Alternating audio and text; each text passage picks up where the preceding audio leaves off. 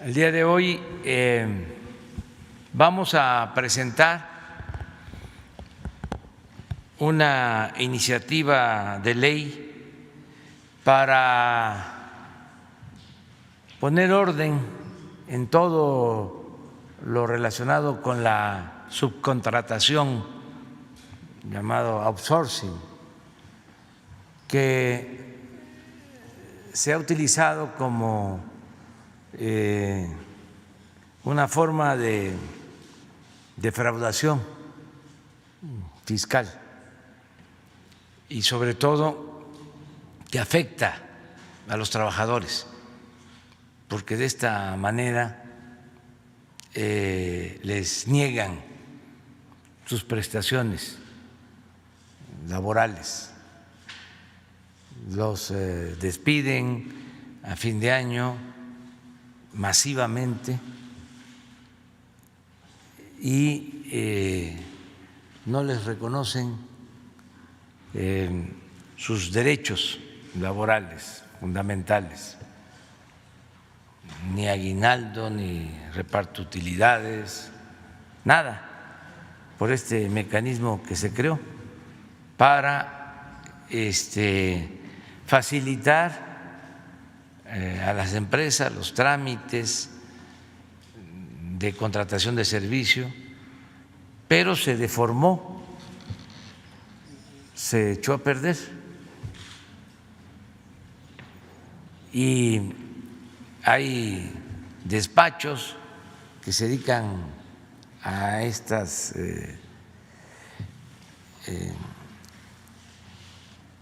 actuaciones, a estos procedimientos que tienen miles de trabajadores. Esto lo notamos ahora que se nos presentó la pandemia, de repente empiezan los despidos de trabajadores, pero de miles de trabajadores de una sola empresa. Hay empresas de este tipo que tienen hasta 100,000, 150,000 trabajadores. Por eso vamos a presentar esta iniciativa de ley. Me acompaña Luisa María Alcalde, que es la secretaria del Trabajo. Ella va a exponer sobre esta iniciativa que vamos a enviar al Congreso. Arturo Herrera, secretario de Hacienda, Zoé Robledo, director del IMSS, Raquel Buenrostro, jefa del Servicio de Administración Tributaria del SAT, Carlos Romero, procurador fiscal, Carlos Martínez Velázquez, director del Infonavit, y Raúl Segovia, de la Consejería Jurídica de Presidencia. Vamos a escuchar a Luisa María sobre el planteamiento y se va a firmar la iniciativa. Vamos a conocer los motivos de esta iniciativa. Claro que sí, presidente, con su permiso, a los medios de comunicación, a todas, a todos los que nos escuchan, en representación del grupo de trabajo integrado por los diferentes titulares de las distintas dependencias e instituciones que hoy nos acompañan aquí, el titular de la Secretaría de Hacienda, del SAT, de la Procuraduría Fiscal, del Instituto Mexicano del Seguro Social, del Infonavit y de la Consejería Jurídica. Hoy, presidente, presentamos una propuesta que permita resolver el problema y los abusos de la subcontratación. La subcontratación ha sido un tema muy discutido, aún no resuelto, a pesar de que se han hecho y realizado distintas acciones, siguen incrementando y siguen aumentando los abusos. Partimos de un principio que es que el trabajo es un derecho y un deber social, no es una mercancía, y por ello proponemos una reforma integral en beneficio de trabajadores, de empresas que sí cumplen, de los institutos de seguridad social y de la hacienda pública, que finalmente es el presupuesto de todas y todos los trabajadores. Como bien comentaba el presidente, la subcontratación es un mecanismo que ha venido afectando a los trabajadores y a la hacienda pública. En el caso de las principales afectaciones de los trabajadores, una se encuentra depositada en el subregistro de los trabajadores en el Seguro Social, es decir, se inscriben a los trabajadores por debajo de sus salarios reales. Esto tiene una afectación en sus pensiones. Los trabajadores acaban jubilándose con salarios muy por debajo de lo que ganan durante su vida laboral, afectaciones en los fondos, en sus fondos de vivienda, y también afectaciones en las liquidaciones e indemnizaciones frente a despidos, licencias de maternidad o accidentes e incapacidades. También relacionado con la simulación en la relación laboral respecto a quién realmente es el verdadero patrón, afectaciones como la estabilidad en el empleo, porque los corren y los contratan o los mueven de empresas a contentillo, el pago de reparto de utilidades. Según la ley, las empresas están obligadas a repartir un porcentaje hoy del 10% a los trabajadores y con el esquema de subcontratación no reparten las utilidades. Impide la organización libre de los trabajadores y la negociación colectiva, por ende la posibilidad de mejoras salariales, y también hay una afectación a la antigüedad. Adelante. Aquí podemos ver una gráfica del comportamiento del empleo.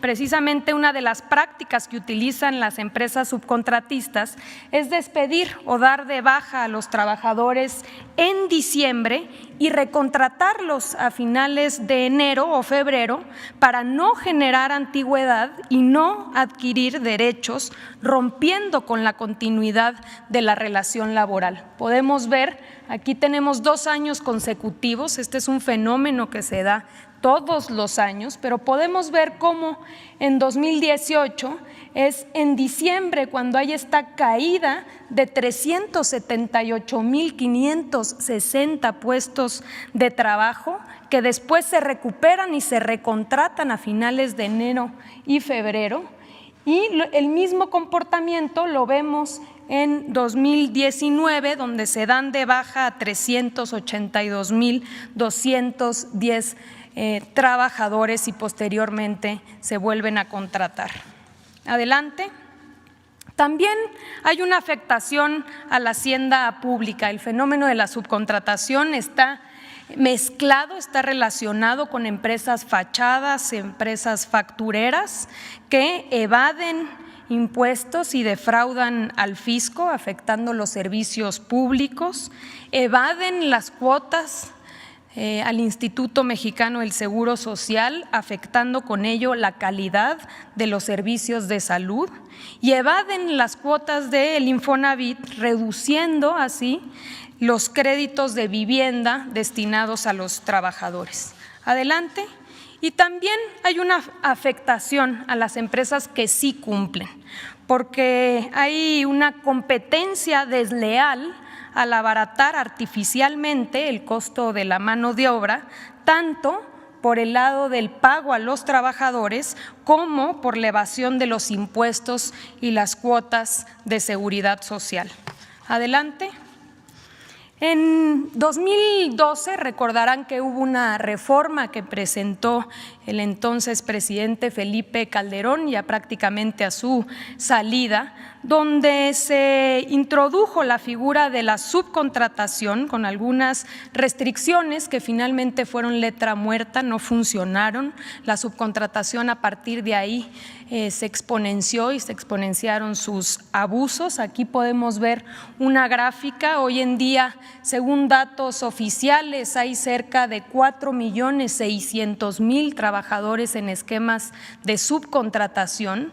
Uno de los principales problemas es que no se tienen registros claros, así que consideramos que es muy probable que esa cifra sea menor a la real. Pero tenemos datos del IMSS, por ejemplo, que nos permiten saber que el crecimiento anual de la subcontratación es de 200.000 trabajadores, que la mitad del personal subcontratado labora en empresas grandes de más de 250 trabajadores y que se encuentran principalmente en industrias como la manufacturera, el turismo u otros servicios. Adelante. A partir del primer día de esta administración, hemos realizado y conformamos un grupo interinstitucional, una coordinación entre las diferentes dependencias, la Secretaría del Trabajo, el SAT, el Infonavit, la Procuraduría Fiscal, la Unidad de Inteligencia Financiera y el Instituto Mexicano del Seguro Social, que nos permitiera compartir información y ser mucho más eficientes y eficaces en la detección de estos abusos. Se han hecho varios operativos, hay sanciones y procedimientos tanto administrativos como penales en curso, pero quizá lo más importante es que nos permitió entender el modus operandi. Ya lo comentaba el presidente, en nuestro país hay un grupo empresarial, por poner un ejemplo, un solo grupo empresarial de subcontratación que cuenta con más de 250,000 trabajadores, que no tiene o no se dedica a ninguna actividad productiva, sino que transfiere estos trabajadores a otras empresas para que éstas puedan evadir sus responsabilidades. Vamos a poner un ejemplo que ubicamos en estos operativos. Adelante. Es un ejemplo real para que podamos ver cuál es el esquema. Acudimos a un hotel que está en Cancún, en Quintana Roo. Ahí encontramos 802 trabajadores. De ellos, únicamente 2 eran o estaban reconocidos como trabajadores del hotel. Operaban 14 empresas subcontratistas pagadoras, en las cuales se distribuían el resto, los 800 trabajadores restantes. De esos 800 trabajadores, ubicamos que 40 trabajadores no estaban registrados en el Seguro Social, trabajaban en la informalidad. 762 trabajadores estaban registrados con falsos salarios mínimos. Ninguno de los trabajadores conocía ni reconocía a las empresas que les pagaban y todos estaban obligados a contratar cada 3 meses con distintas empresas subcontratistas o empresas pagadoras. ¿Cuál es el problema de que un trabajador ni siquiera sepa qué empresa lo tiene contratado? El problema es que si al trabajador no le pagan su salario o lo corren sin alguna justificación, no tiene a quién exigirle y en una posible demanda incluso resulta que la empresa o no tiene patrimonio o la empresa ya no existe, porque son empresas fantasmas que se crean y desaparecen precisamente para evadir responsabilidades. Este esquema es el que vemos multiplicado en diferentes sectores alrededor del país. Es por ello que hoy presentamos una reforma integral que permita cortarle los tentáculos al pulpo de la subcontratación y armonizar las diferentes leyes para que no existan huecos que permitan este tipo de simulaciones. La reforma está integrada por modificaciones y armonización de las siguientes leyes: Ley Federal del Trabajo, la Ley del Seguro Social, la Ley del Infonavit, el Código Fiscal, la Ley de ISR y la Ley del IVA. Adelante. La propuesta consiste en regular 3 figuras. La primera es la subcontratación de personal. La segunda son los servicios especializados y obras especializadas. Y la tercera son las agencias de colocación. Adelante. En el primer caso, se prohíbe la subcontratación de personal, que consiste en que una persona física o moral proporcione o ponga a disposición trabajadores propios en beneficio de otra. Es decir, no puede haber empresas que simulen sus relaciones laborales y que cuenten con trabajadores contratados por otros. Si nos vamos al ejemplo del hotel, estaría prohibido subcontratar a su personal. Adelante. En el caso de los servicios especializados, se permite y se regula la prestación de servicios especializados o la ejecución de obras especializadas que no formen parte del objeto social ni de la actividad económica de la beneficiaria de los mismos. Se va a requerir para ello una autorización por parte de la Secretaría del Trabajo y Previsión Social y formarán parte de un padrón público disponible para cualquier ciudadano. Si nos vamos nuevamente al caso o al ejemplo del hotel, el hotel podría contratar con una empresa especializada, por ejemplo, el mantenimiento de sus elevadores o de sus aires acondicionados. Y finalmente, las agencias de colocación. Estas podrán intervenir en el proceso de contratación, es decir, en lo que tiene que ver con el reclutamiento, con la selección, el entrenamiento, la capacitación, entre otros, pero en ningún caso el intermediario se considerará patrón ni podrá contratar en sustitución. Adelante. Finalmente, el tema de las sanciones. Se prevén sanciones más severas para las empresas que incumplan. Se procederá por el delito de defraudación fiscal. No se permitirá que deduzcan impuestos y se impondrán multas a todas las empresas que incumplan. Señor presidente, estamos seguros de que esta propuesta, de ser aprobada por los legisladores, va a permitir que podamos ir construyendo un mercado laboral más equitativo, más equilibrado, más justo y más productivo. Es todo, presidente.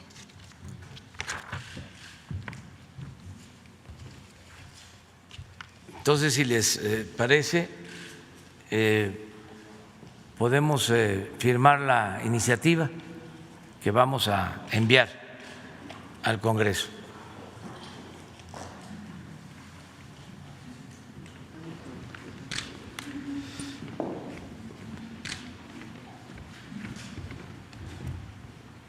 Estamos seguros que los legisladores van a analizar a profundidad esta propuesta y, en su caso, podrá aprobarse y ojalá y sea lo más pronto posible. Yo creo que es la Cámara de Diputados. La Cámara de Diputados. Sí, donde inicia el proceso. Ojalá y se pueda hacer pronto para evitar estos abusos. Me gustaría que se vuelva a poner la gráfica de lo que pasa en diciembre, que es la prueba fehaciente de cómo maniobran para no cumplir con las obligaciones laborales, cómo afectan a los trabajadores y cómo también se afecta a la hacienda pública. No es posible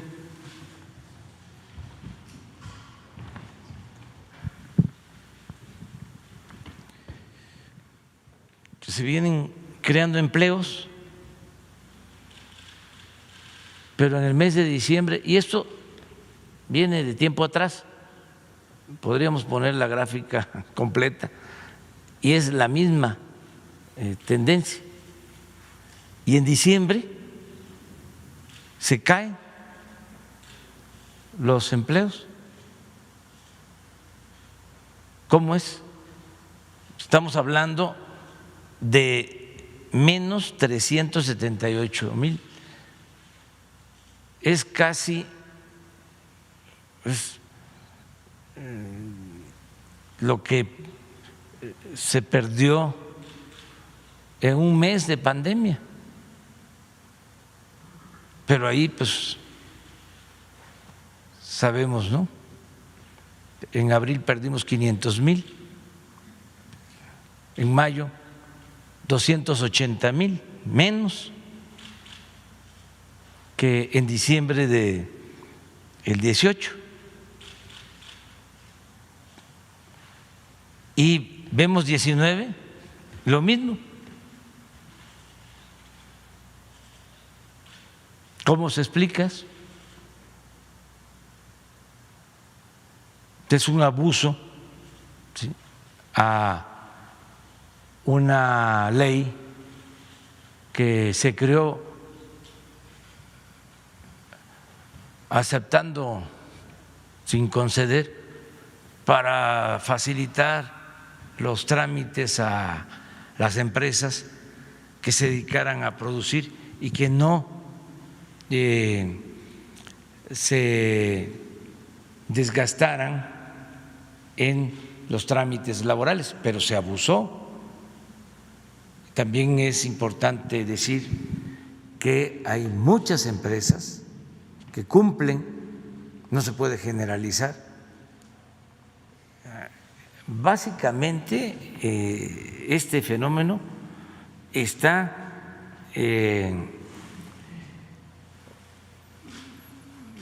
orientado, se detecta en las grandes empresas, no en las medianas y en las pequeñas, que son las que tienen esta subcontratación. Entonces vamos a ordenar esta situación. Este es el fundamento. Y vamos a firmar la iniciativa que vamos a enviar hoy mismo a la Cámara de Diputados.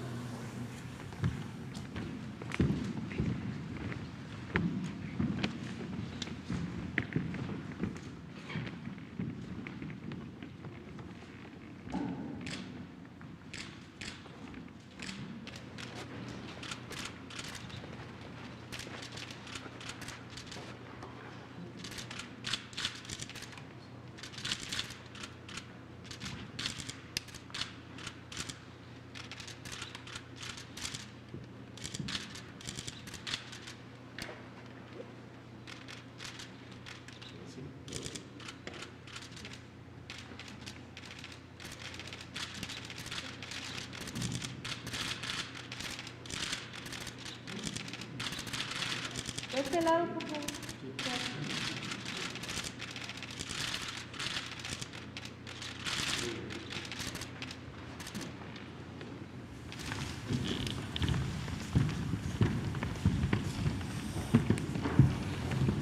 Dos comentarios sobre otros temas. Ayer una calificadora internacional, me gustaría que sobre esto explicara Arturo Herrera, mantuvo la calificación de México, es decir, no nos rebajaron nuestra calificación, lo cual significa que hay un reconocimiento por el manejo de las finanzas públicas, por el manejo responsable de las finanzas públicas. Que el secretario de Hacienda explique qué significa esta calificación de ayer. Y luego quiero hacer un comentario también sobre la aprobación del presupuesto para el año próximo en lo general y lo que está ahora decidiéndose en la Cámara de Diputados.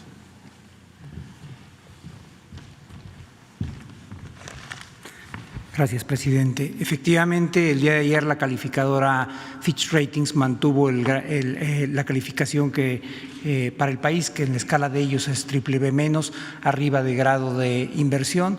Un poco para ponerlo en contexto, hay 3 grandes calificadoras a nivel mundial, Standard & Poor's, Moody's y Fitch. Las 3 tienen a México arriba del grado de inversión.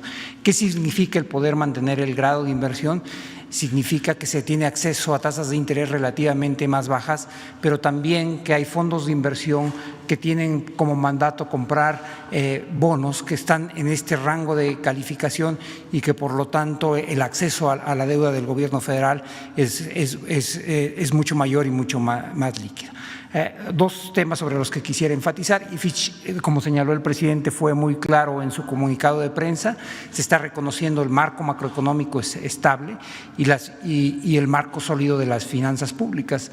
Y yo creo que hubo una lectura distinta del gobierno federal sobre las implicaciones del COVID. Fuimos extraordinariamente prudentes, no hay un sobreendeudamiento del país, pero también reconociendo las distintas realidades que los países pueden enfrentar. Países como Suiza, como Alemania o como el Reino Unido tienen tasas de interés negativas, entonces los gobiernos se pueden endeudar, pero les pagan por endeudarse. Nosotros nos cuesta 6% emitir un bono a 10 años. Y hay un elemento poco conocido que subraya la importancia de esto, y es que no solamente al mantener el grado de inversión nosotros tenemos acceso a financiamiento más barato, porque eso es uno de los elementos centrales de esto, es decir, nos ahorramos probablemente cientos de miles de millones de pesos por mantener el grado de inversión, sino que la calificación del soberano, como se dice en la jerga, la calificación del gobierno federal, se vuelve también la base sobre la calificación de los corporativos y del resto de las empresas de gobierno, es decir, Pemex y CFE tienen como base la calificación del gobierno soberano, pero también el resto de las empresas privadas, de tal forma que es una noticia muy buena para el gobierno, presidente, pero también es una noticia muy buena para el sector empresarial que utiliza el financiamiento, y sobre todo es un reconocimiento de que aún en circunstancias como estas hay un marco sólido de finanzas públicas. A partir de la crisis del COVID hubo una degradación sistemática de muchas de las calificaciones de muchos países, incluso de economías avanzadas, reconociendo que el COVID tiene un impacto en la actividad económica, pero esto también es un reconocimiento de que hay una base sólida y que sobre esta base, aún en estas circunstancias difíciles, vamos a seguir construyendo. Gracias, presidente. Bueno, lo otro es sobre el presupuesto. Ya fue aprobado en lo general. Es un presupuesto de 6.300.000.000.000,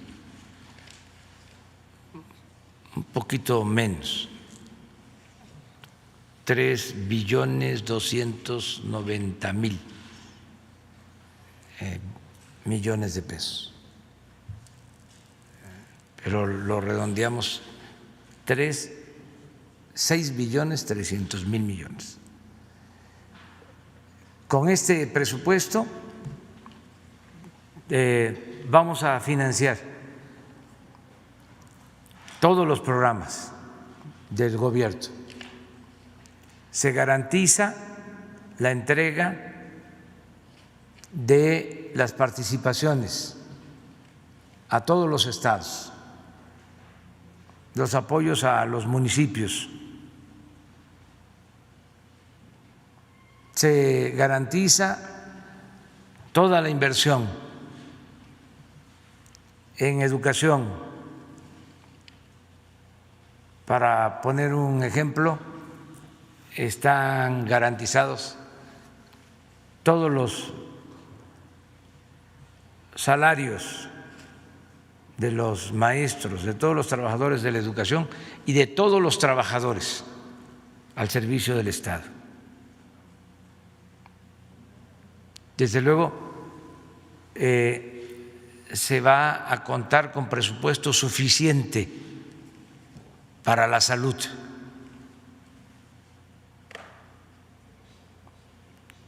Se aumenta el presupuesto para la pensión de adultos mayores, para niñas, niños con discapacidad. Aumenta el presupuesto para becas. Aumenta el presupuesto para el bienestar del pueblo. Se garantiza también el presupuesto para la construcción del Tren Maya, para continuar construyendo y rehabilitando la refinería de Dos Bocas y las 6 refinerías, con el propósito de producir en México las gasolinas y dejarlas de comprar en el extranjero. Continuamos con ese plan, adelante. Continúa el financiamiento para las obras del Istmo de Tehuantepec. Se va a contar con todo el presupuesto para seguir avanzando y prácticamente terminar el aeropuerto Felipe Ángeles. Se continúa con el apoyo a las ciudades fronterizas de México, es decir, en unos días más voy a firmar el acuerdo para ampliar el apoyo de disminución de impuestos en la franja fronteriza, en toda la frontera con Estados Unidos. Van a mantenerse impuestos bajos, 20% en impuestos sobre la renta, 8% en el IVA, el mismo apoyo para que cuesten menos las gasolinas, el diésel, los combustibles en la frontera. Y estamos revisando para hacer lo propio en la frontera sur, aún con etapas, pero se le va a dar el mismo tratamiento a ciudades como Tapachula. Chetumal va a tener un trato especial, va a ser zona franca, como lo fue en un tiempo. También en los parques industriales del Istmo se va a aplicar esta política fiscal de apoyo a empresas para la creación de empleos. De modo que vamos bien. Le agradecemos mucho a los legisladores, en este caso a los diputados, porque es la función principal de la Cámara de Diputados, la aprobación del presupuesto. Se aprobó en lo general, hubo como suele pasar cuando hay una verdadera oposición, hubo reservas, ya se están desahogando.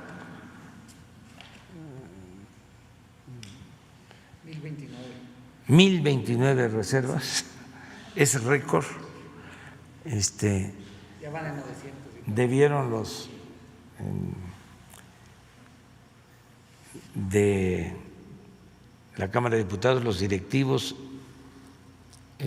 preguntarle a Carstens cómo le hacía, porque cuando él fue secretario de Hacienda,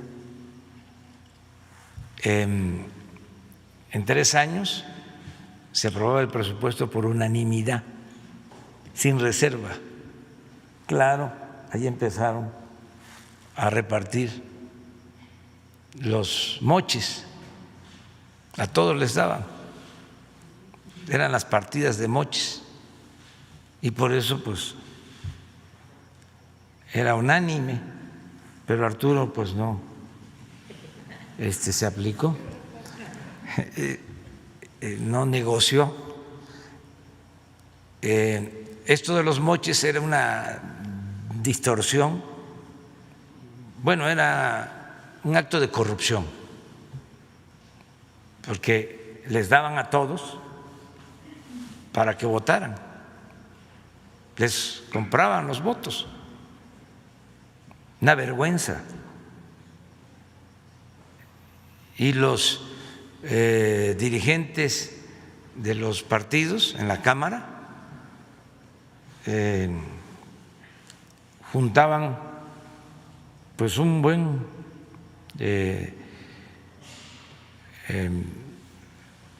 dinero, una cantidad de dinero suficiente, y ellos las repartían. Y en muchos casos, por ejemplo, les entregaban todo el manejo de la infraestructura para el deporte, la pavimentación de calles, de banquetas y la cultura. Y la cultura pues no era libros ni fomento a las tradiciones, a las costumbres, no, era construir, porque ahí en la construcción estaba el negocio, construir instalaciones, un poco lo que hacían con los fideicomisos del CONACYT, que eran partidas destinadas a la tecnología, pero lo primero que hacían era los edificios, y ahí están como elefantes blancos, porque era lo que les importaba, quedarse con los sobornos. Entonces, ya eso ya no funciona, ya no hay partidas de moches, y los legisladores están haciendo su trabajo. Ya si eran 1000 reservas, pues ya deben de haber avanzado. Sí, van 900. Ya bajaron 200. Bajaron 200. Bueno, pues ahí van a estar unos 2 o 3 días viendo una por una, y ya con eso se aprueba en definitiva el presupuesto y nos va a dar mucha tranquilidad para que no tengamos problemas presupuestales.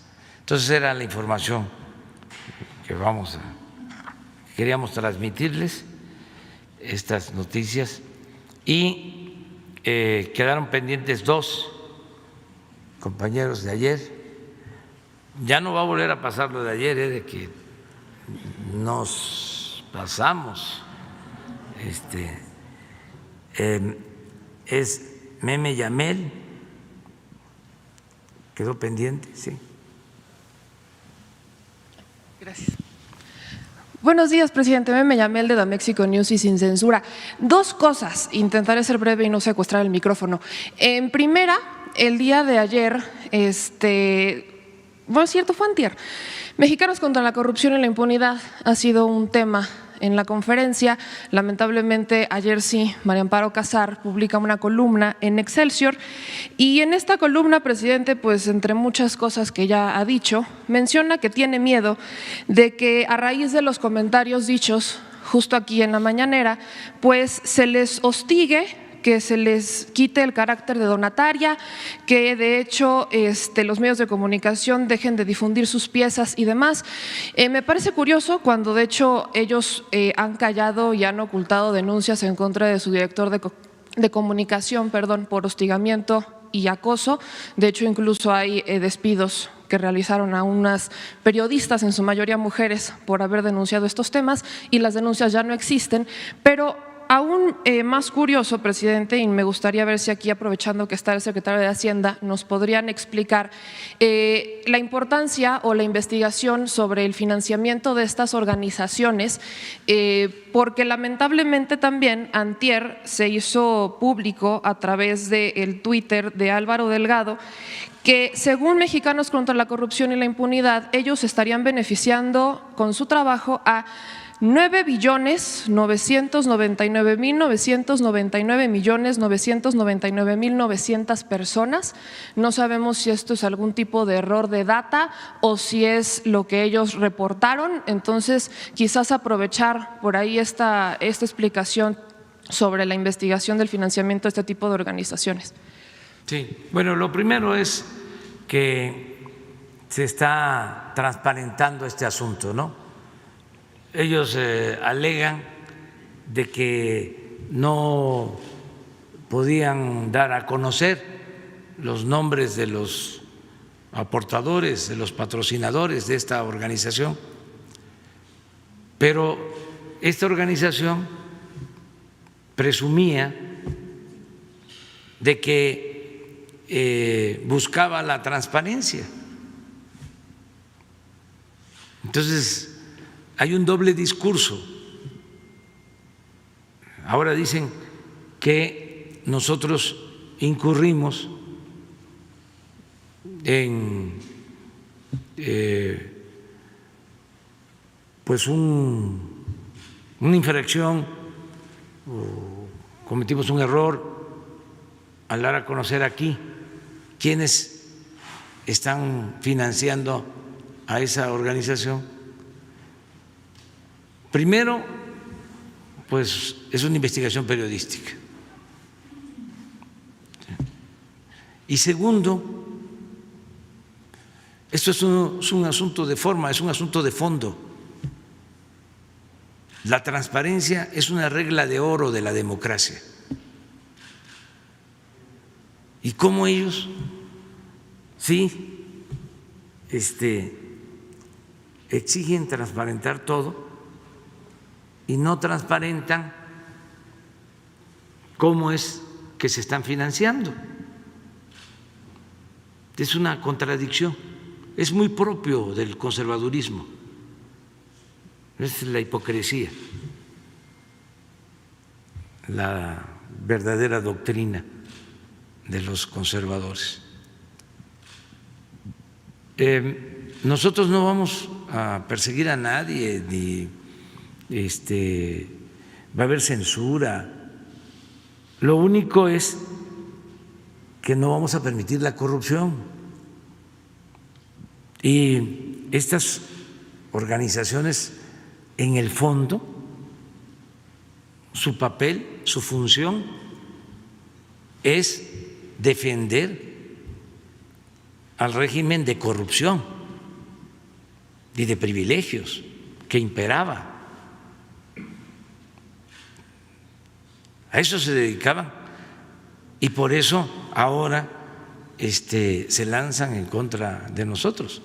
¿Por qué un gran empresario de estos que despidieron a trabajadores ahora con la pandemia? Hay unos, por ejemplo, estos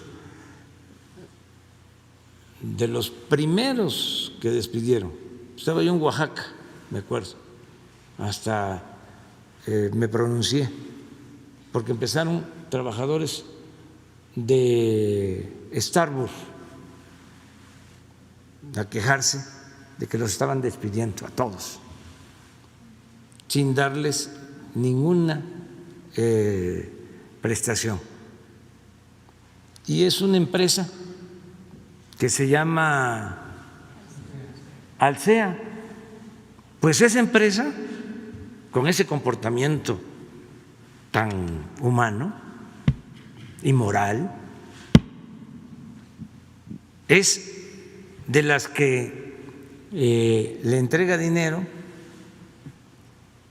a esta organización que se llama Sí o Juntos por México. Por la corrupción o Mexicanos contra la corrupción y la impunidad. Es bueno. Entonces tenemos que transparentar todo, porque es dinero del presupuesto, es dinero público. ¿Cómo es que con el mismo dinero del pueblo se echan a andar campañas en contra del pueblo? El pueblo va a financiar a quienes están en contra de la mayoría de los mexicanos y que solo están a favor de una minoría rapaz. ¿Eso es justo? Entonces, ¿cuál es el mecanismo? Les daban permisos, porque pues era lo mismo,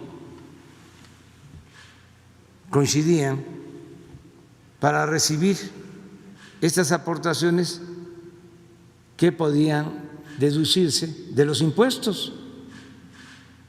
O sea, no pagaban impuestos y se los entregaban a estas organizaciones. O sea, presumían estos empresarios con sombrero ajeno, con dinero del pueblo. Así es de claro, pero me gustaría que la directora del SAT explicara sobre este asunto.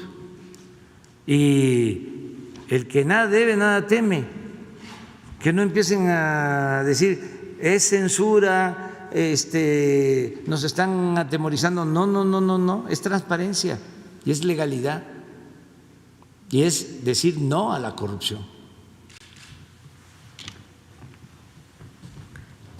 Gracias. Con su permiso, presidente.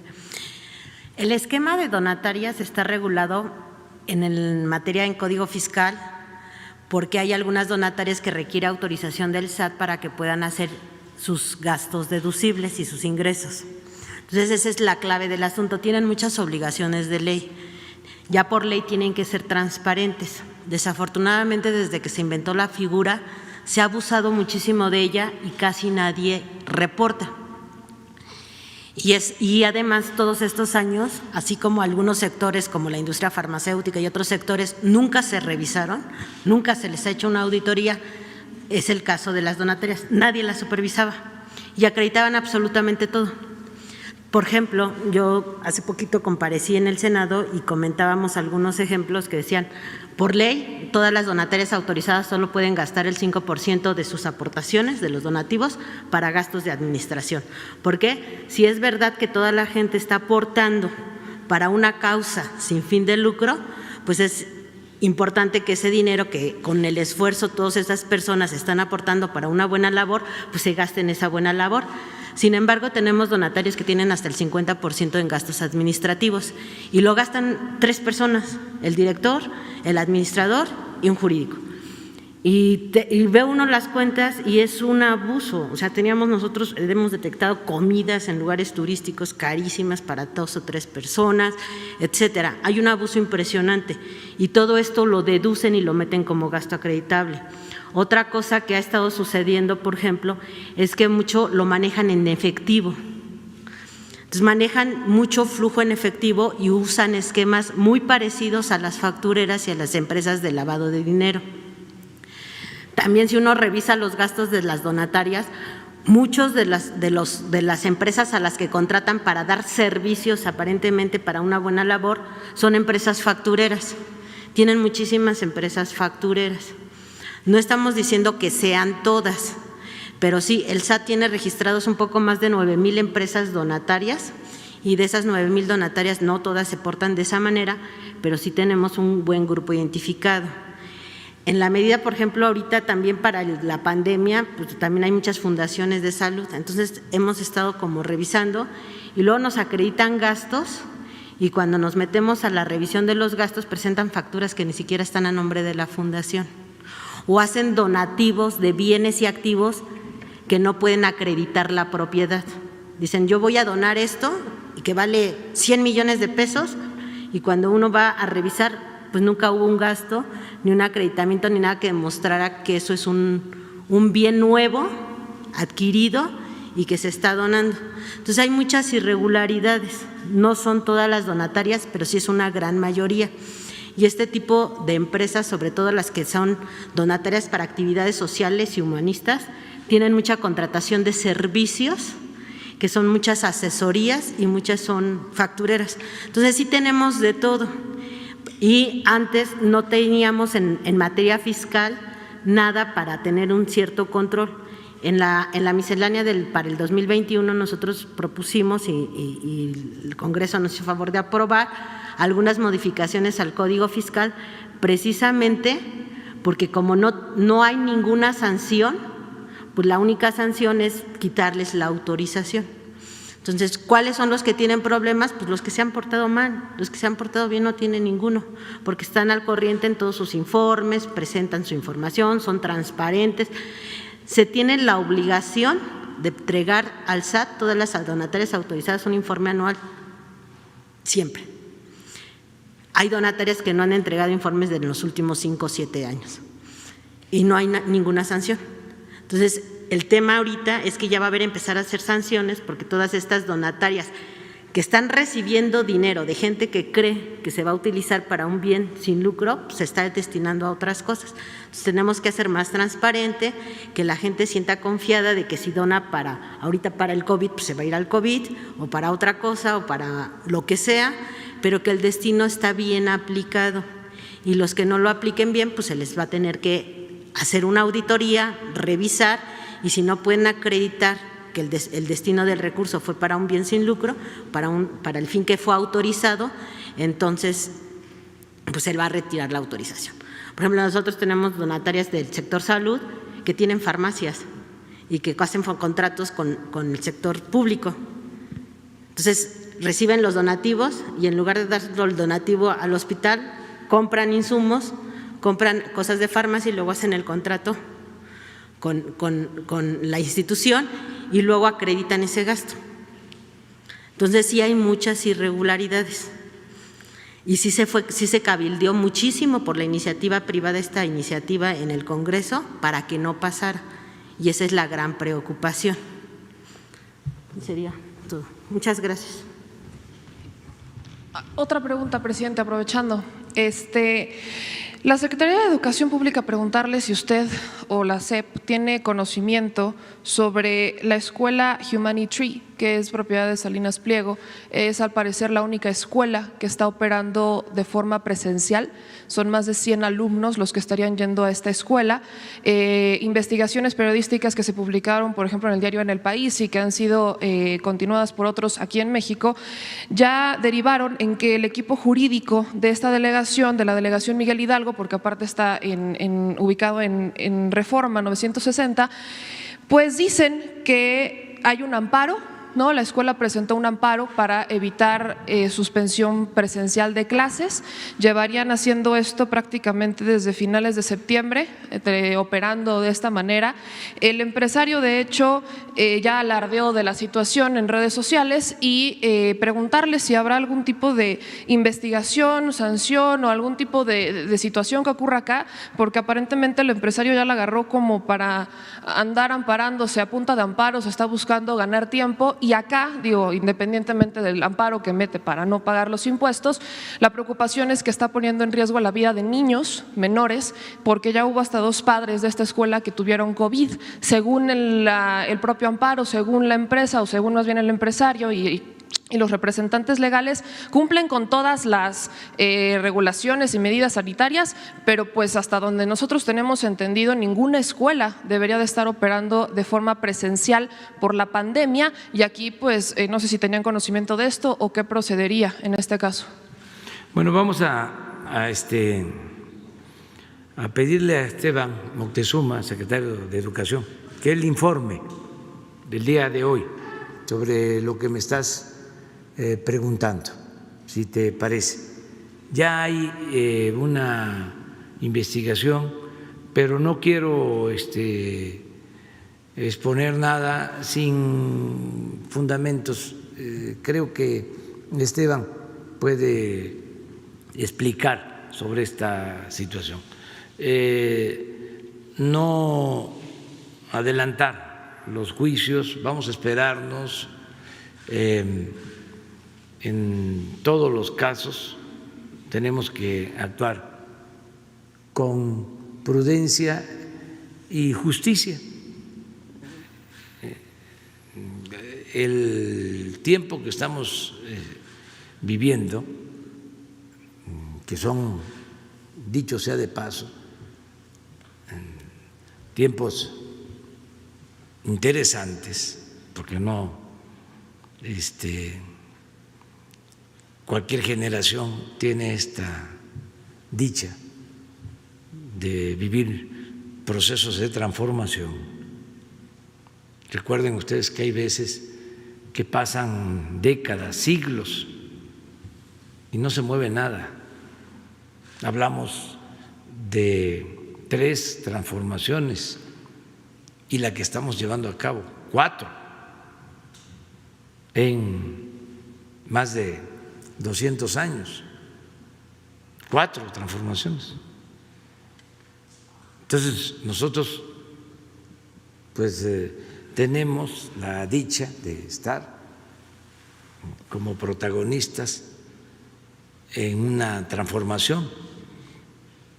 Entonces son cambios, hay confrontación política, afortunadamente todo se está desenvolviendo de manera pacífica, pero no deja de haber polémica, no deja de haber polarización, que tampoco debe eso preocuparnos, porque la polarización que más debe de preocuparnos es la económica y social, la desigualdad monstruosa. Esa es la polarización que más nos debería de preocupar, de cómo hay millones de mexicanos en la pobreza, mientras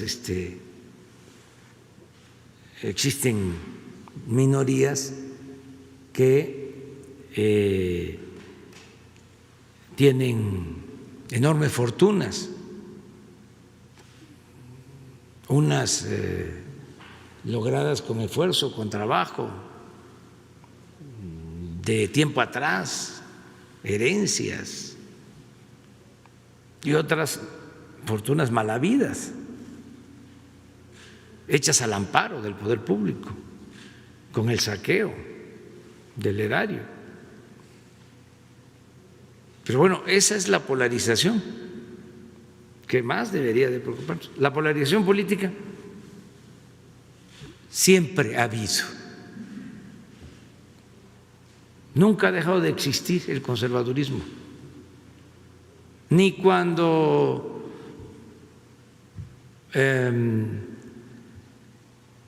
entregaron la mitad del territorio, después de ese gran zarpazo, esa tragedia nacional, siguió el conservadurismo. hasta fueron a buscar a Santana al extranjero para que regresara, le perdonaron todo, lo volvieron Alteza Serenísima y todavía le permitieron que vendiera otra parte del territorio y derrochara los 10 millones que le entregaron.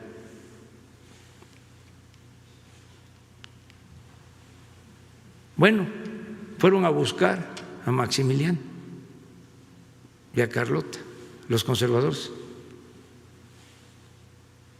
Triunfa la República, se piensa ya, nunca más va a regresar el conservadurismo, ha fracasado. Pues no, ahí siguió y resucita otra vez, retoma fuerza en el Porfiriato. Bueno, pues hasta la fecha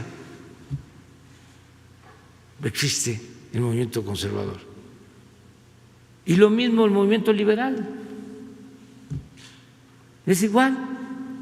Entonces, ¿por qué preocuparnos por la polarización política? Siempre ha habido y va a seguir existiendo, porque además es consustancial a la democracia. Ahora que se están reagrupando los conservadores en contra nuestra, pues hasta me siento orgulloso. A veces confunde mucho cuando se disfrazan, cuando simulan de que son liberales, son moderados, están en el centro. Pero ahora no. Ahora es tiempo de definiciones. El rey va desnudo. Y es muy bueno que se quiten las máscaras. Decía Ocampo, el moderado, el indeciso, no es más que conservador más despierto. Todos estos intelectuales, ¿no?, que aparentaban ser liberales, no, conservadores más despiertos, porque hay niveles. Por eso hablo del Frena 1, del Frena 2. Los del Frena 1 son, como decía Fidel Velázquez, el final, soy charro y qué. Lo del Frena 1 es, soy conservador y qué. Hay franqueza. Los otros se enzarapan y tratan de engañar, de que son objetivos, profesionales, independientes, pertenecen a la sociedad civil, ellos no se involucran, son equidistantes. Pero ahora ya no, es tanta la desesperación que ya fuera máscaras, se están reagrupando. Y qué bien que esto esté pasando. Entonces, no debe de preocuparnos la polarización y hay estas posturas. Solo actuar con responsabilidad, como es una atmósfera cargada, como está subiendo la temperatura, porque además vienen las elecciones, pues hay debate, hay pasiones, pero si decimos la verdad, si no se miente, si no se fabrican delitos, si no se censura, si se garantizan las libertades, no va a haber ningún problema. Eso es lo que yo pienso. Entonces, todos estos asuntos que se están debatiendo en las redes sociales, bueno, yo creo que demuestra de que este es un país despierto, de mujeres y de hombres libres, conscientes, reflexivos, críticos. No todos los países del mundo están así. Analicemos dónde se están dando cosas interesantes. Siempre hemos hablado de que en países de Asia, cuando nacen los niños, lo que les desean es que vivan tiempos interesantes. Pero no en todas partes. Se están viviendo tiempos interesantes en América, fíjense, en nuestro continente. Lo que está pasando en Chile, lo que está pasando en Argentina, lo que pasa en Brasil, Bolivia, en Perú, en Ecuador, en Estados Unidos. ¿Cuándo se había visto lo que está sucediendo? Y en México, desde luego, pero en Asia, muy poco, ¿eh? Europa sí. Por ejemplo, quizá no en Alemania, quizá no en el Reino Unido, pero sí en España. Todo esto que está pasando con la monarquía, ¿cuándo se había visto? Entonces, no está mal,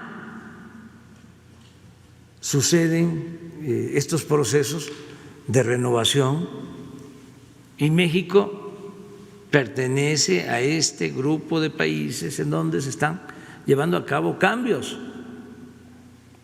Y es muy importante verlo de manera positiva.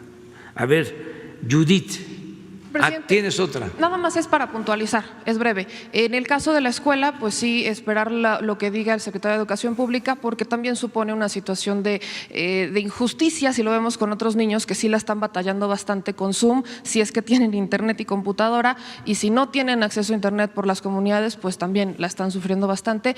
Y nada más pedirle al titular del IMSS, hay una denuncia que nos llegó en Yucatán particularmente, pero aparentemente es una situación que ocurre a nivel nacional. Es el sindicato el que estaría decidiendo a quién entregar los bonos COVID. De hecho, nos dicen que están decidiendo entregarlos exclusivamente a personal administrativo y no a los que están en la primera línea. De esto ya tiene conocimiento la Secretaría de la Función Pública y de hecho ya hay una queja en la Comisión Nacional de Derechos Humanos. Y nada más, presidenta, la Secretaría de Trabajo, y preguntarle a usted cuándo podría venir Octavio Romero de Pemex y que esté presente la Secretaría del Trabajo para informar cuáles son los avances que tienen con el tema de los sindicatos. Nos dicen que todavía no hay definiciones certeras para las renovaciones y las, sobre todo sus elecciones. Y en el caso de Pemex, pues a raíz de la denuncia que hizo mi compañero Vicente Serrano de un video que tomamos de un ahora ex empleado con Romero de Champs, pues nos llegaron varias denuncias diciendo que de hecho es el área de recursos humanos los que estarían cooptados por el equipo de Romero de Champs y que eso es lo que ha impedido que se le dé un buen avance y hay cuestiones que valdría la pena que nos informe Octavio Romero sobre esta situación. Sería todo, presidente. Bueno, vamos a quedar para la próxima semana que esté el director de Pemex, la secretaria de Energía, también el director de la Comisión Federal de Electricidad, para aprovechar que se informe cómo están estas empresas públicas, que se dé a conocer cómo terminan el año, cómo son los programas hacia adelante y que se trate lo laboral también, que esté con nosotros Luisa María, si te parece. Y lo del Seguro Social, ¿lo puedes explicar? Con su permiso, señor presidente, justamente además mañana voy a estar allá en Mérida, entonces vamos a poder ver el asunto. El bono COVID como un sobresueldo para los trabajadores que han estado en áreas COVID es para 14 categorías específicas. Son las 14 categorías que la Organización Panamericana de la Salud considera como de salud. Efectivamente son médicos, médicas, enfermeras, enfermeros, pero también hay otras categorías, camilleros, técnicos de cocina, porque en esos hospitales hay cocinas para la alimentación del propio personal, asistentes médicas, las TAOTS, las técnicas de orientación y atención al derecho habiente, y son exclusivamente esas. Hemos encontrado algunos casos dentro de los cerca de 285,000 trabajadores que han recibido el bono o los bonos que se han pagado quincenalmente, que algún directivo, algún jefe de servicios intentó atribuírselo y se sancionó de inmediato. Pero desde luego la denuncia la verificamos y se hace a través justo de un cruce que se hace con el sindicato y con la parte de personal. Pero de cualquier manera, ese caso específico de Mérida, pues afortunadamente pues, mañana mismo lo podremos revisar. Gracias. Bueno, Judith. Buenos días, presidente. Judith Sánchez Reyes, corresponsal de Imagen del Golfo. Presidente, el caso del exgobernador de Veracruz, Javier Duarte, bueno, pues ha acaparado la atención de los medios y de las autoridades por los casos de corrupción por los cuales es señalado. Sin embargo, se ha dejado de lado también lo que sucedió en la gestión de Miguel Ángel Yunes, que también es señalado por algunos delitos como el desvío de 100 millones de pesos por el tema de unas videocámaras que nunca funcionaron durante su gestión. Y esto ha causado, pues, de alguna manera cierta inquietud en la población veracruzana. De hecho, hay manifestaciones de grupos, por ejemplo, como los 400 Pueblos, quienes acusan que hay un pacto de impunidad que entre el gobierno estatal y la familia de Yunes y que por eso no se ha dado, digamos, curso a las investigaciones que ya están ante la Fiscalía General de la República. Más allá de una cuestión o de una opinión jurídica, me gustaría saber cuál sería la implicación política para usted de que este tipo de casos en donde se señala la corrupción y no hay sanciones, ¿cómo afecta y qué mensaje envía usted?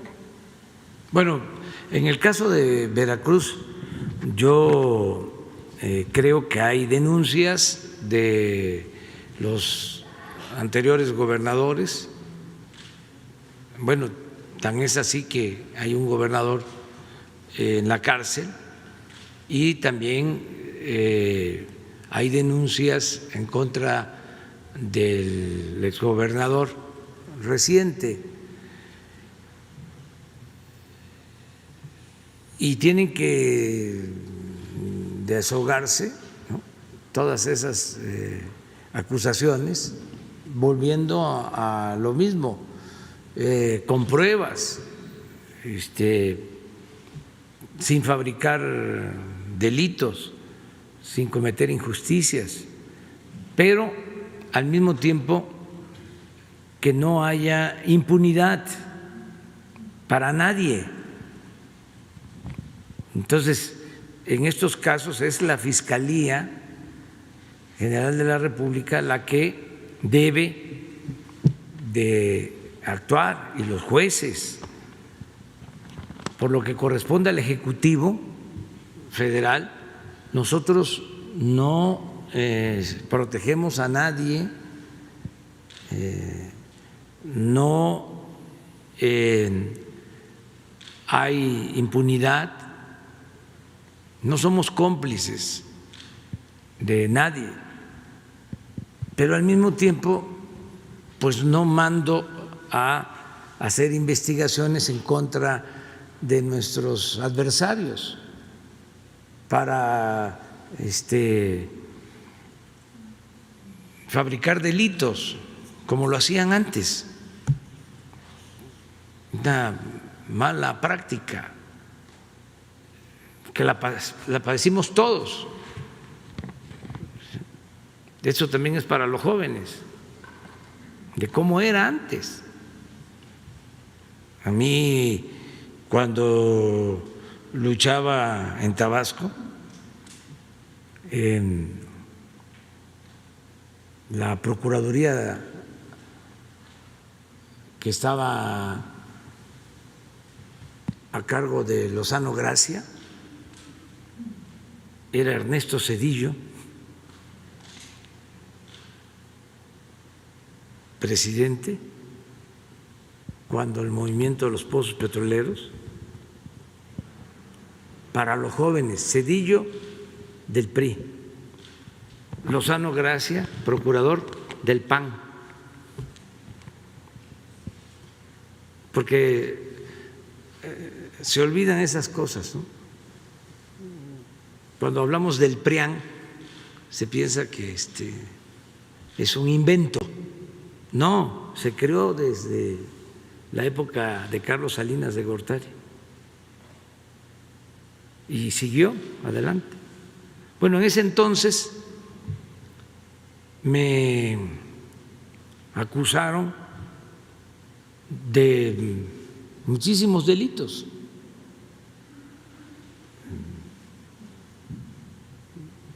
Me metieron todo el Código Penal, 11 de delitos, y sacaron la orden de aprehensión. No se atrevieron a aplicarla por las circunstancias especiales, porque era una gran injusticia y porque me iba a defender la gente, como siempre me han defendido. Pero fabricaban los delitos a los opositores. Esa era la práctica. Muy curioso, por ejemplo, en el caso de la maestra del Bester, de la acusación que le hicieron, pues no tenía que ver con lo que supuestamente había hecho. Era pues que fueran a la cárcel los que se consideraban opositores al régimen o habían caído de la gracia. Y como, por ejemplo, no era delito grave la corrupción y podían salir bajo fianza, a todos les imponían lavado de dinero, porque ese delito, ¿cómo dicen los abogados? Que no te da derecho a fianza. El delito que no amerita prisión preventiva. Que no amerita prisión preventiva. O sea que, bueno, a los maestros de Oaxaca, los dirigentes, gente humilde, pobre, ¿qué delitos les pusieron? Lavado de dinero, por lo mismo. Al maestro Rubén Núñez, que ya falleció, que lo conocí, una gente humilde, lavado de dinero. Entonces, no fabricar delitos y al mismo tiempo hacer justicia, que no haya impunidad. En el caso de Veracruz, yo sostengo que mis paisanos ahora cuentan con un gobernador honesto, Cuitlagua García. Tenía mucho tiempo que esto no pasaba en Veracruz. No estoy diciendo que es un santo que es perfecto, pero no tengo duda de que es una gente honesta. Y eso es muy importante, porque siempre se ha padecido de gobernadores mediocres y ladrones. Entonces, sí es un cambio importante. Pero bueno, que la Fiscalía resuelva sobre esto. Bien, en otro orden de ideas, presidente, hace unos días fue asesinado Israel Vázquez, un periodista de Guanajuato, justamente en el momento en el que estaba haciendo la cobertura y dando cuenta de los actos violentos que se están generando en ese estado. Eso derivó la opinión de la alcaldesa de Salamanca, la morenista Beatriz Hernández, que inculpó al periodista por haber estado haciendo la cobertura en un lugar peligroso y pues un horario quizá no adecuado. ¿Tiene usted información respecto a las investigaciones que se están haciendo sobre el caso y cuál sería su opinión precisamente de estos comentarios de la alcaldesa respecto al asesinato? Pues muy lamentable, ¿no? Los asesinatos de periodistas y de luchadores sociales, de autoridades. Ahora en Veracruz asesinaron a la presidenta municipal de Jamapa. Se está haciendo la investigación, hemos estado pendientes de esto. El caso de Guanajuato, pues ya lo hemos tratado, vamos a seguir procurando pacificar el Estado. Nos ha costado mucho porque estaba, como en otras partes, ya muy arraigado el funcionamiento de los grupos de delincuentes y mucho contubernio con las autoridades. Es el principal problema.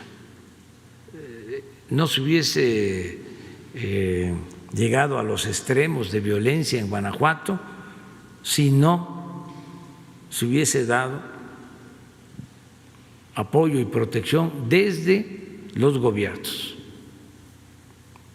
Siempre que hay un asunto así es porque existe contubernio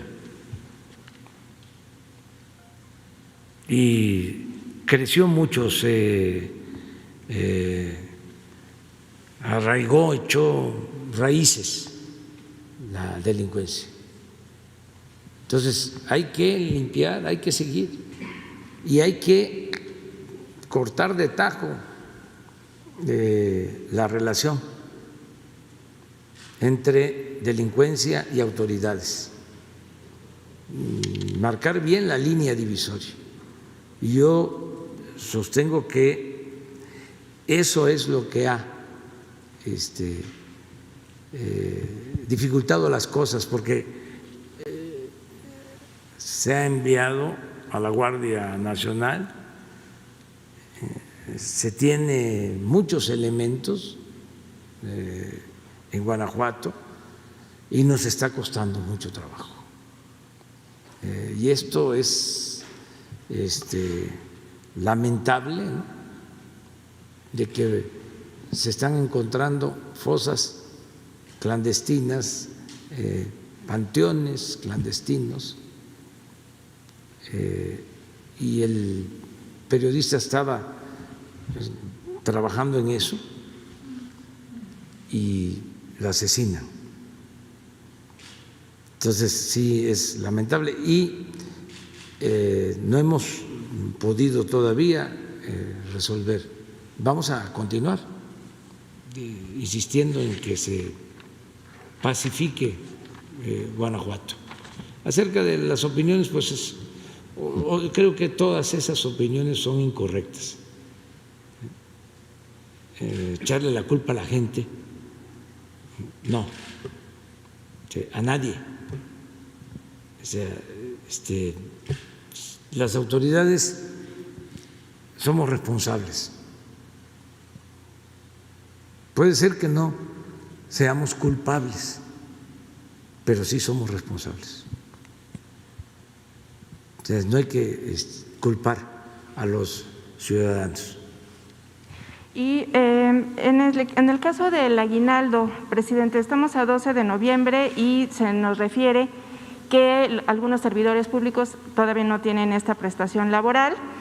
Y la pregunta también es, está causando inquietud en el sentido de que, por ejemplo, los altos mandos van a recibir el aguinaldo completo y ellos decidirán hacer la aportación, o sea, le regresarán ese dinero al gobierno federal, o este descuento ya vendrá de manera anticipada. No sé si nos puede explicar el… Sí, ya te entendí. Arturo nos va a explicar si ya se están entregando los aguinaldos, cómo es el procedimiento.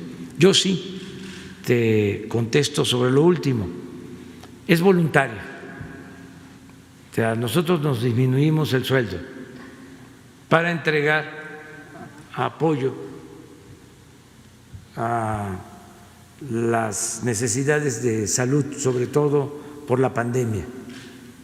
Ya se han reunido cerca de 80 millones de pesos de aportaciones voluntarias. ¿Pero habrá algún servidor público que decida no hacerlo? Y en el caso de los aguinaldos, que no aplica para todos, los trabajadores de base, sindicalizados, ellos reciben completo su aguinaldo y no tienen ninguna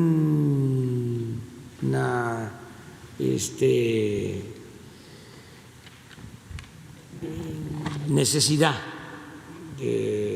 no hay una exhortación a ellos para que aporten voluntariamente, no. Es nada más a los altos funcionarios. Presidente, ¿sí? Y es voluntario. Lo que pasa es que dentro del decreto se contempla, por ejemplo, plazas de jefes de departamento, jefes de unidad, de enlaces, cuando son, digamos, en sueldos que no son tan altos o que no eran considerados como altos mandos. Esa es la inquietud también. Sí, los de abajo no. Ellos y no. Al final de cuentas es voluntario. Sí. A ellos les llegará completo su aguinaldo. A todos.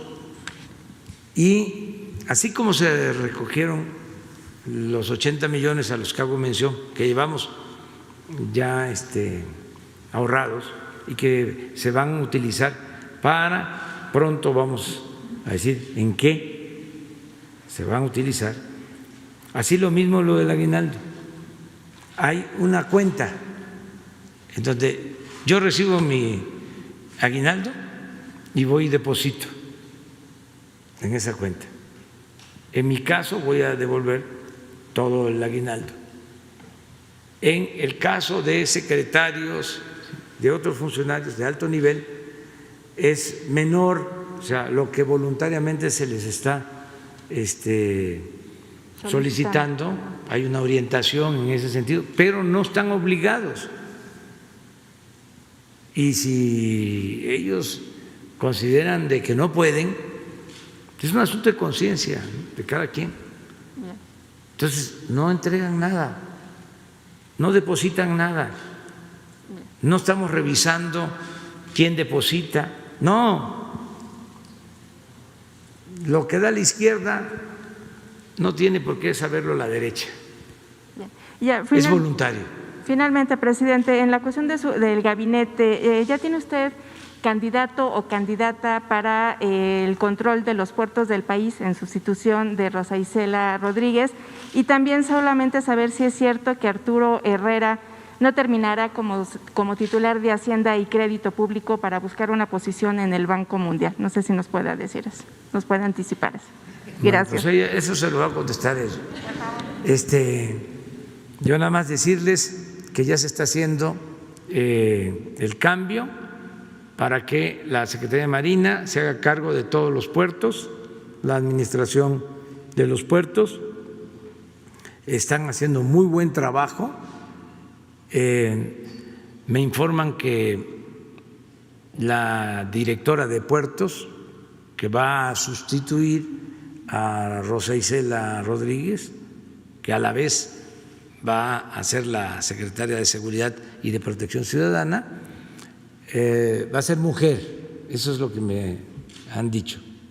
Todavía no la conozco, pero ya corresponde al secretario de Marina, al almirante Ojeda, decidir sobre esto, y ya están nombrando a los directores de los puertos.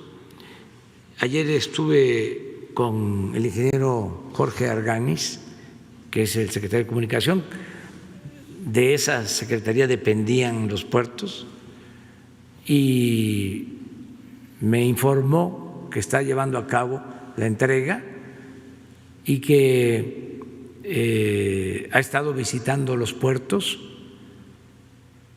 y está muy satisfecho con los nombramientos que se están realizando de los nuevos directores de puertos, que los almirantes que están siendo nombrados están bien acreditados y al mismo tiempo pues está saliendo a flote de que había mucha corrupción, lo que ya sabíamos, pero ahora ya se está constatando al momento de que se están revisando los documentos sobre el funcionamiento y la administración en los puertos, pero ya eso va adelante, se va limpiando, y lo demás, sobre todo lo de el aguinaldo, ¿sí? Y también si quieres contestar lo demás, a lo mejor ya no estás a gusto. Bueno. Está muy incómoda la silla.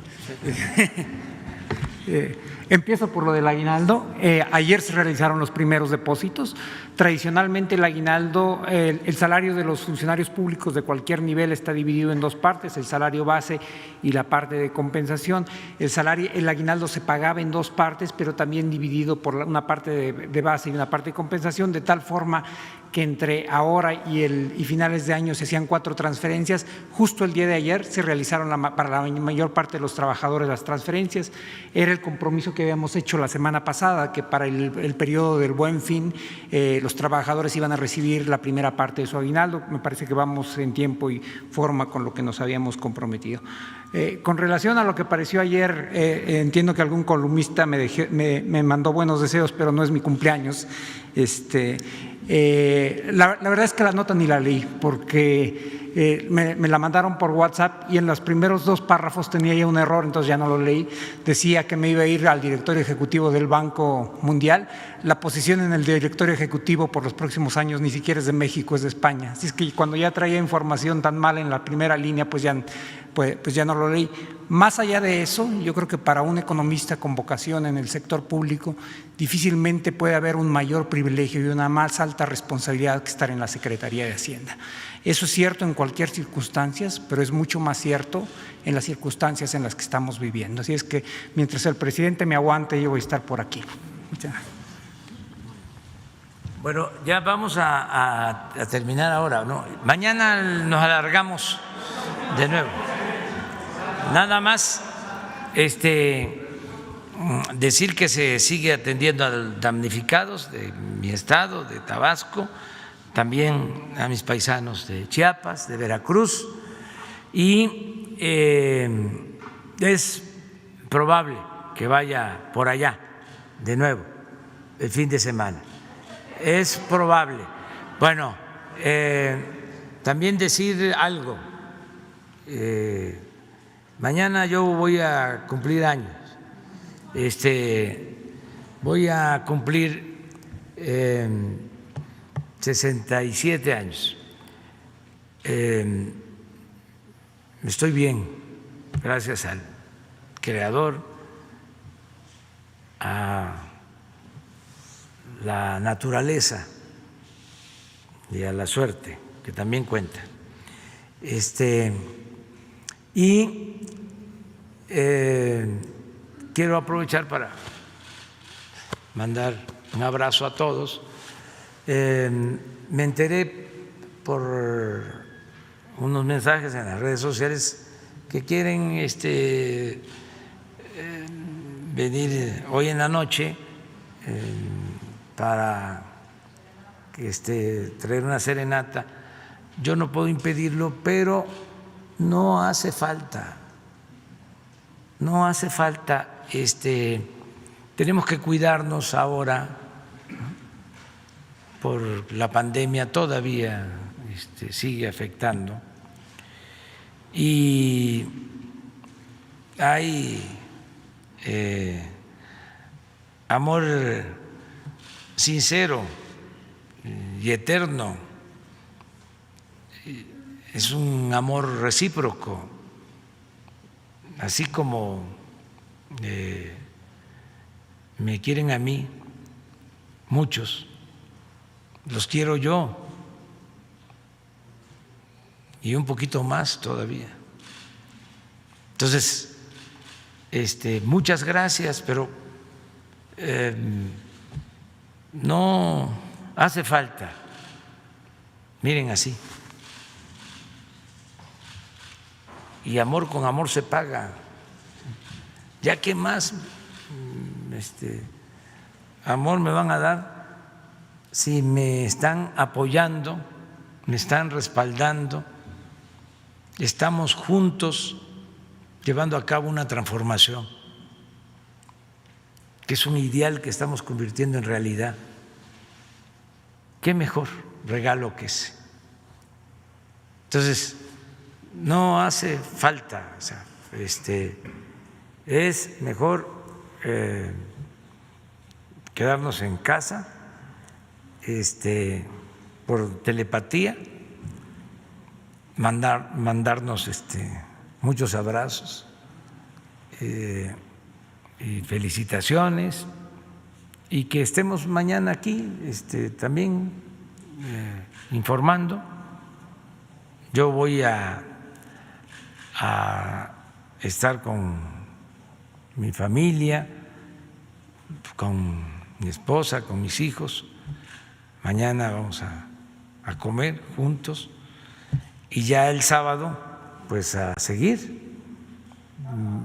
Es probable que vaya a Tabasco sábado y domingo, y quiero ir también a Chiapas por los damnificados, para ir a ver cómo se están desenvolviendo las cosas, qué se está haciendo con el plan Marina y el plan DN3, y estar allá y ver cómo están las presas y cómo está la inundación, si ya está bajando el agua, en dónde, cuánto tiempo nos va a llevar así, los apoyos que se tienen que entregar, todo lo que debemos de hacer, no abandonar a la gente y seguir apoyándolos. Entonces ya eso sería sábado y domingo. No, aquí voy a estar. Vamos a estar mañana de nuevo, nos vemos.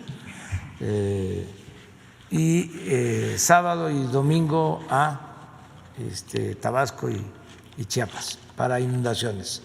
Nos vemos.